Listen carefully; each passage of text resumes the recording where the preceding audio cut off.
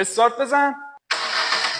دوباره 90% مردم تو این مواقع ماشینشون میبرن مکانیکی، سنسور اکسیژن عوض میکنن، سنسور مپ عوض میکنن، انژکتور عوض میکنن، کوئل عوض میکنن. 10 میلیون خرج برای شما میتونه. یکی خودتون این نکته‌ای که میگم و بلد نباشین، بیاین نکته رو بهت یاد بدم.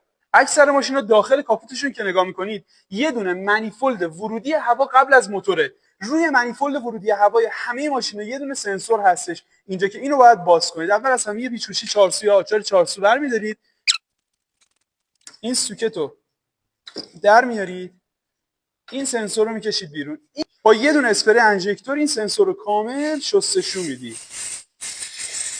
سوکت رو وصل میکنیم میذاریم و با یه ضربه جا میزنیم. سنسور رو دوباره میبندی سر جاش. حالا استارت بزن.